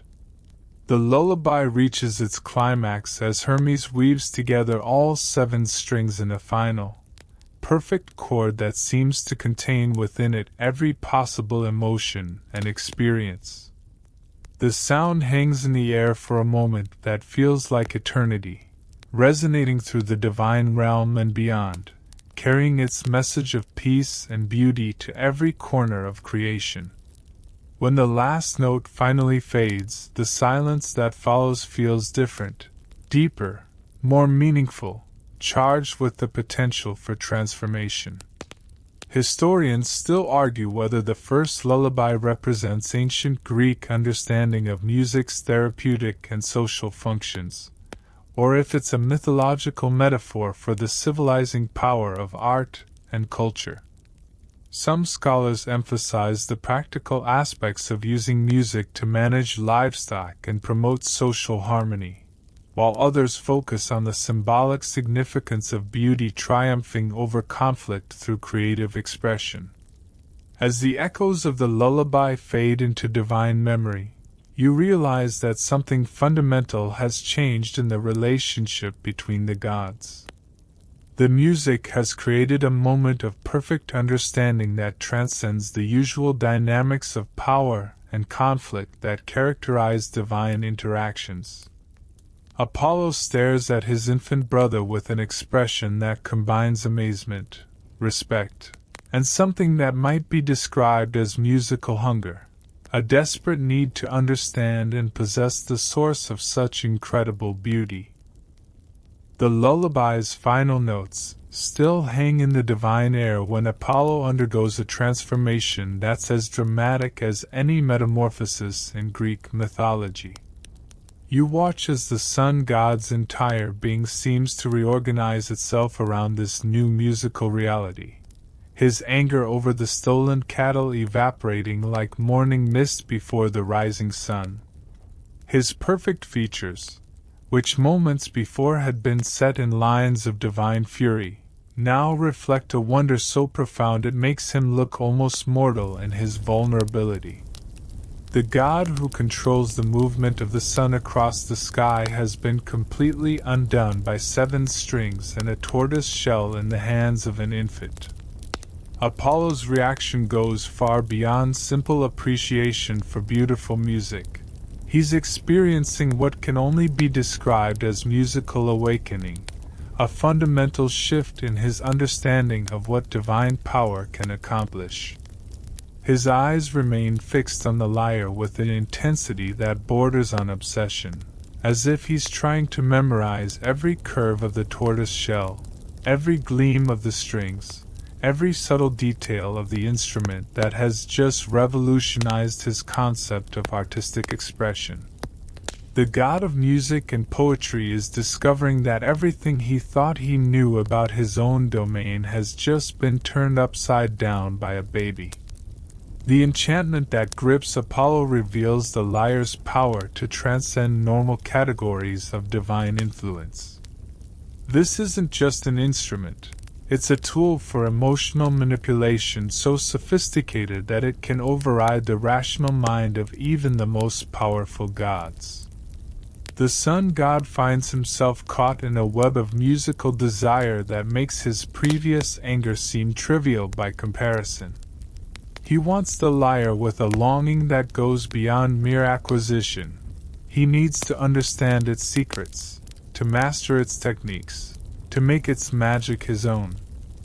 Ancient Greek concepts of divine inspiration often involved the idea that artistic genius could temporarily possess even the gods themselves, overwhelming their usual rational control with creative passion. Apollo's reaction to the lyre represents this kind of divine inspiration in reverse. Instead of a god inspiring mortal artists, a mortal invention, albeit created by a divine infant, is inspiring a god to new heights of artistic understanding and desire. You observe as Apollo begins to approach Hermes with movements that seem almost hypnotic, his usual confident stride replaced by the careful steps of someone walking through a dream.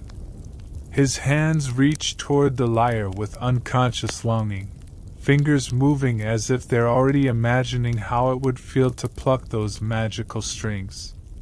The transformation is so complete that other gods begin to murmur among themselves, recognizing that they're witnessing something unprecedented in the history of divine relationships. The sun god's enchantment manifests in ways that affect his very essence. His usual golden radiance becomes softer, more musical, as if the light he emanates is now trying to harmonize with the lyre's melodies. His voice, when he finally speaks, carries new tonal qualities that suggest he's unconsciously trying to match the instrument's perfect pitch. Even his movements seem more rhythmic, as if his entire being is attempting to synchronize with the musical revelation he's just experienced. Apollo's attempt to communicate his desire for the lyre reveals the inadequacy of normal language when dealing with transcendent artistic experience.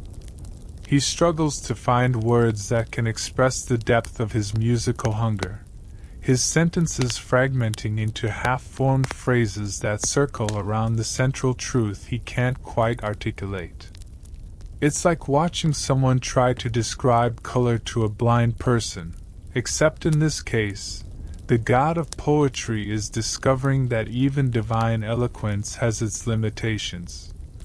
There's a quirky moment when Apollo actually tries to recreate the lyre's sound using his own voice, humming and singing in an attempt to capture the melodies he's just heard. The results are beautiful. After all, he is the god of music, but they lack the unique tonal qualities that make the lyre so special. His vocal imitations only serve to highlight the instrument's irreplaceable nature, making his desire for it even more intense.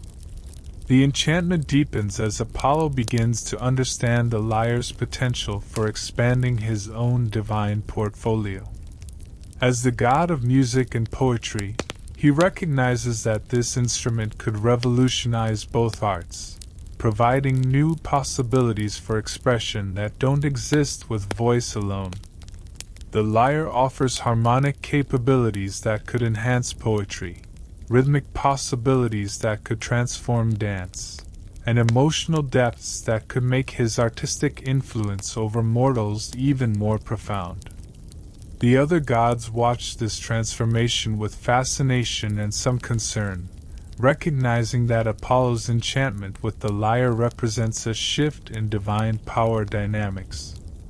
If the sun god gains control of this revolutionary instrument, his influence over both divine and mortal affairs could increase dramatically.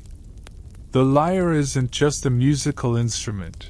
It's a tool for emotional and spiritual manipulation that could reshape the entire pantheon's relationship with the mortal world. Apollo's growing obsession reveals the addictive nature of truly revolutionary art. Like any powerful drug, the lyre's music creates a need that can only be satisfied by more exposure to its effects. The sun god finds himself craving another performance, another chance to experience the transcendent beauty that has just redefined his understanding of what music can accomplish. His divine nature, usually so controlled and purposeful, becomes focused entirely on this single, overwhelming desire. The enchantment reaches its peak when Apollo finally approaches close enough to see the lyre's construction details. His examination of the instrument is both reverent and analytical, as he tries to understand how such simple materials can produce such extraordinary effects. His fingers hover over the strings without quite touching them, as if he's afraid that direct contact might break the spell or somehow diminish the magic he's experiencing. The sun god's transformation culminates in a moment of perfect clarity when he realizes that his anger over the stolen cattle has become completely irrelevant. The lyre represents something far more valuable than 50 sacred animals. It's a gateway to new forms of divine expression that could enhance his power and influence for eternity. The theft that began this entire adventure now seems like a minor inconvenience compared to the artistic revolution that has emerged from it. Historians still argue whether Apollo's enchantment with the lyre represents ancient Greek understanding of how revolutionary art can transform even the most established authorities, or if it's a mythological exploration of the relationship between innovation and tradition in artistic development. Some scholars see it as a teaching about the power of creativity to overcome conflict, while others interpret it as a commentary on how new technologies can disrupt existing power structures. As Apollo stands transfixed by the lyre's beauty and potential, you realize that the stage is set for a negotiation that will reshape the divine realm. The sun god's enchantment has created an opportunity for Hermes to transform his crime into triumph, using the power of artistic innovation to not only escape punishment but to establish himself as a major player in the cosmic order. The infant who began this adventure as a cattle thief is about to become the inventor of divine diplomacy through musical exchange. The negotiation that follows represents one of the most significant diplomatic breakthroughs in divine history, as two gods discover that sometimes the best resolution to conflict comes not through punishment or restitution, but through creative exchange that benefits everyone involved. You watch as Apollo, still mesmerized by the lyre's magical properties, begins to articulate an offer that surprises even Zeus with its generosity and wisdom. The sun god proposes something unprecedented in cosmic law, a trade that will transform theft into gift, crime into collaboration, and establish a new model for resolving disputes through mutual benefit rather than retribution. Apollo's offer is breathtaking in its scope and implications. He's willing to forgive the cattle theft entirely in exchange for permanent ownership of the lyre. But more than that, he wants to formalize a partnership with Hermes that will combine their complementary talents. The sun god recognizes that his infant brother possesses a creative genius that could enhance his own divine portfolio, while Hermes would benefit from Apollo's established authority and vast resources. It's like watching the birth of the first divine corporation, except the business model is based on artistic innovation rather than profit margins. The terms of the proposed exchange reveal Apollo's understanding that the lyre represents far more value than 50 cattle, no matter how sacred they might be. He offers not just forgiveness for the theft, but active protection for Hermes within the divine hierarchy, recognition of his status as a legitimate god rather than a mischievous infant, and access to resources that could support future innovations. The sun god is essentially offering to become Hermes' patron and business partner, creating a relationship that will benefit both parties for eternity. Ancient Greek concepts of divine justice often emphasized the importance of finding resolutions that restored cosmic balance while strengthening relationships between the gods. The exchange between Apollo and Hermes represents an ideal outcome that transforms conflict into cooperation, establishing precedents for divine diplomacy that will influence how the gods resolve disputes for millennia. This innovative approach to justice focuses on creating value rather than simply redistributing existing resources. Hermes' response to the offer demonstrates the negotiating skills that will eventually make him the messenger of the gods and the patron of merchants and diplomats. Despite his apparent youth and inexperience, he recognizes the strategic value of Apollo's proposal while also understanding that he's in a position to demand additional concessions. The infant god's bargaining position is strengthened by the fact that he alone understands the lyre's construction and can create additional instruments if needed. The negotiation process reveals both gods' sophisticated understanding of value, leverage, and long-term strategic thinking. Apollo needs the lyre to complete his artistic vision and enhance his divine authority, while Hermes needs protection and recognition to establish himself within the Olympian hierarchy. Each has something the other desperately wants, creating the perfect conditions for a mutually beneficial exchange that transcends simple quid pro quo arrangements. There's a quirky moment when Hermes actually demonstrates his negotiating prowess by playing another brief melody on the lyre, reminding Apollo of exactly what he stands to gain from the exchange. The music serves as both artistic performance and strategic manipulation, reinforcing the sun god's desire while also showcasing the infant's control over the situation. It's like watching someone close a business deal by giving the client a taste of the product they're trying to sell. The exchange agreement that emerges from their negotiation establishes principles that will influence divine relationships for centuries. Apollo gains permanent ownership of the lyre and the exclusive right to its music, while Hermes receives not just forgiveness for his cattle theft but also formal recognition as the god of trade, communication, and creative problem-solving. The deal transforms both parties' divine portfolios, creating new opportunities for influence and authority that neither could have achieved alone. Zeus observes the negotiation with the satisfaction of a parent watching his children learn to resolve their conflicts constructively. The king of the gods recognizes that this exchange represents a new model for divine governance, one that emphasizes collaboration and mutual benefit rather than hierarchical authority and punishment. The precedent established by this trade will influence how the Olympian pantheon operates, encouraging innovation and creative problem-solving over rigid adherence to traditional power structures. The formal transfer of the lyre becomes a ceremony that celebrates both artistic achievement and diplomatic innovation. Apollo receives the instrument with the reverence due to a sacred relic, while Hermes accepts his new divine responsibilities with surprising maturity for someone who was born yesterday. The exchange is witnessed by the entire pantheon, ensuring that the agreement will be remembered and honored for eternity. The trade's immediate effects extend beyond the two primary participants to influence the entire divine realm.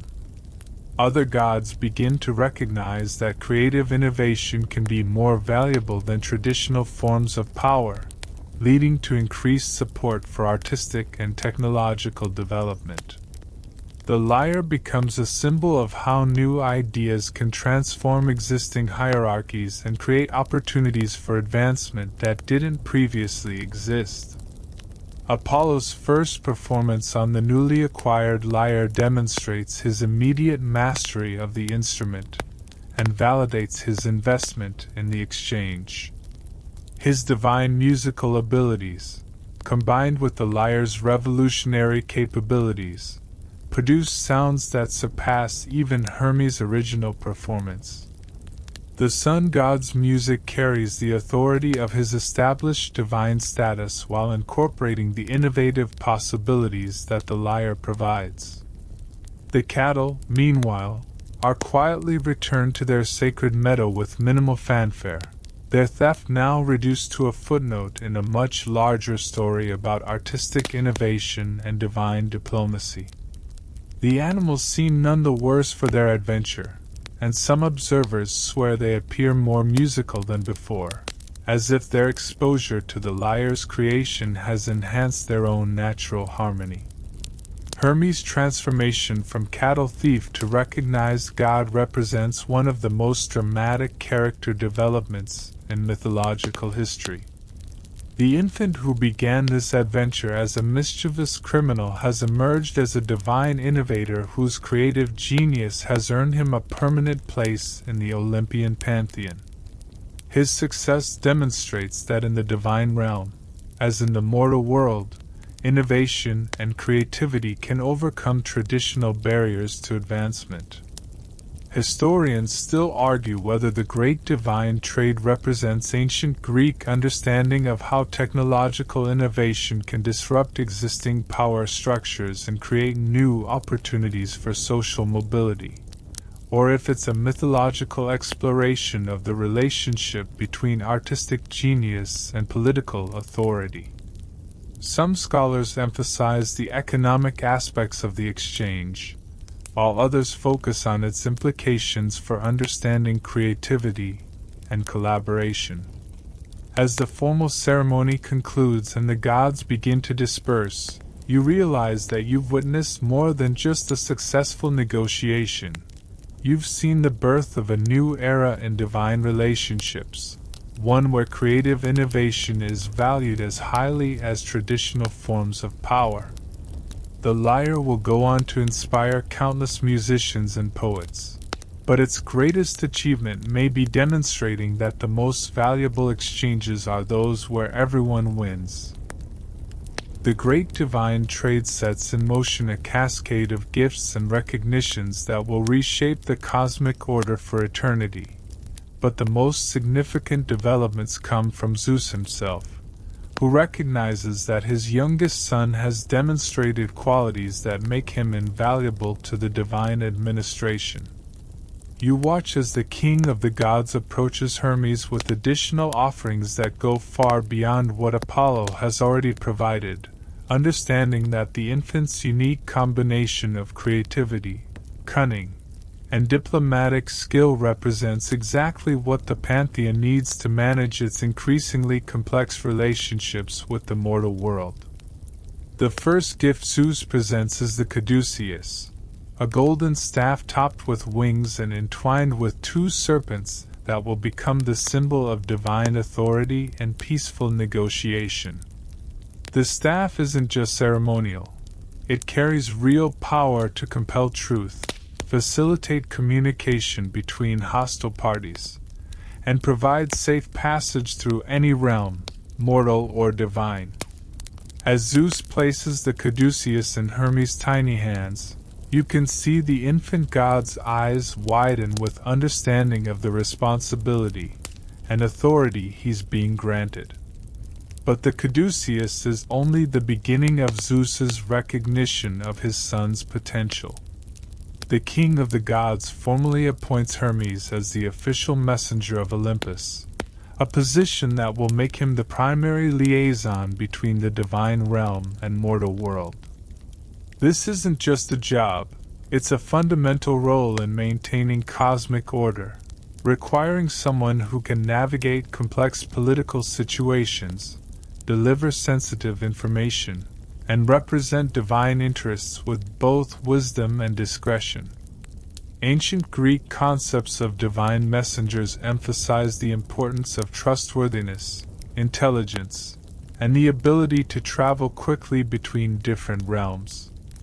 Hermes' appointment to this crucial position represents Zeus's confidence in his son's character despite the cattle theft incident, suggesting that the king of the gods values creative problem-solving and diplomatic innovation over strict adherence to conventional moral standards.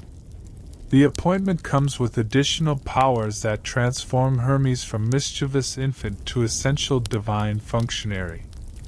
Zeus grants him supernatural speed that allows him to travel anywhere in creation instantly, the ability to move freely between the realms of gods, mortals, and the dead, and most importantly, the power to facilitate communication and understanding between parties who might otherwise be unable to reach agreement.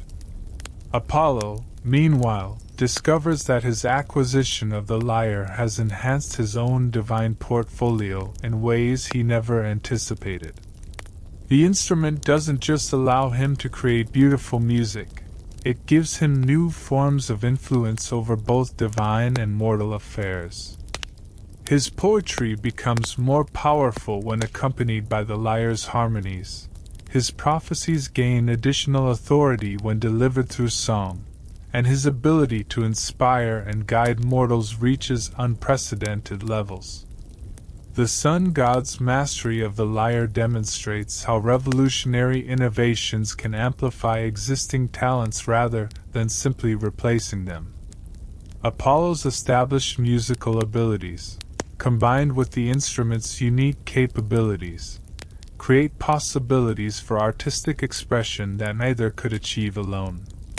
His first major performance as the lyre's owner establishes new standards for divine artistry that will influence music and poetry for millennia.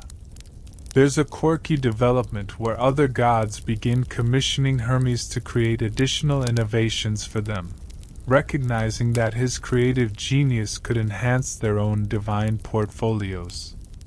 Athena requests improvements to her weaving techniques, Hephaestus seeks new metalworking methods, and even Aphrodite asks for innovations in cosmetics and fashion. The infant god has essentially become the divine realm's first research and development department. The relationship between the two brothers evolves into a partnership that benefits both parties while also strengthening the overall effectiveness of the Olympian pantheon. Apollo's established authority and resources provide support for Hermes' innovations, while the younger god's creativity and diplomatic skills enhance the sun god's influence and effectiveness. Their collaboration becomes a model for how divine beings can work together to achieve goals that neither could accomplish alone. The legacy of their exchange extends far beyond the immediate participants to influence the entire structure of divine governance. Zeus begins encouraging other gods to seek creative solutions to their conflicts and challenges, recognizing that innovation and collaboration often produce better results than traditional approaches based on hierarchy and competition. The pantheon becomes more dynamic and adaptable, better equipped to deal with the changing needs of both divine and mortal realms. The lyre itself becomes a symbol of how artistic innovation can transform social and political relationships. Its music continues to demonstrate the power of beauty to overcome conflict, inspire cooperation, and create understanding between different parties. The instrument's influence extends to the mortal world, where it inspires the development of music and poetry that will become central to human culture and civilization. Hermes' transformation from cattle thief to divine messenger represents one of the most dramatic character developments in mythological history, but it also establishes important principles about the nature of talent, opportunity, and social mobility. His success demonstrates that creative genius and diplomatic skill can overcome traditional barriers to advancement, creating new possibilities for those willing to think beyond conventional limitations. The midnight adventure that began with a baby's mischievous impulse to steal cattle has evolved into a foundational myth about the power of creativity to transform conflict into collaboration. The story establishes precedents for divine justice that emphasize restoration and mutual benefit over punishment and retribution, while also celebrating the kind of innovative thinking that drives progress and positive change. Apollo's ongoing relationship with the lyre continues to produce musical innovations that influence both divine and mortal culture. His compositions become more sophisticated and emotionally powerful. His performances inspire new generations of mortal musicians and poets, and his role as the god of music gains additional authority and respect throughout the ancient world. Historians still argue whether the Hermes and Apollo myth represents ancient Greek understanding of how technological and artistic innovations can disrupt existing social structures while creating new opportunities for advancement, or if it's a purely mythological exploration of themes related to creativity, justice, and family relationships among the gods. Some scholars emphasize the story's practical lessons about negotiation and conflict resolution, while others focus on its symbolic significance for understanding the relationship between tradition and innovation. The cattle that started this entire adventure continue grazing peacefully in their sacred meadow, apparently none the worse for their role in cosmic history.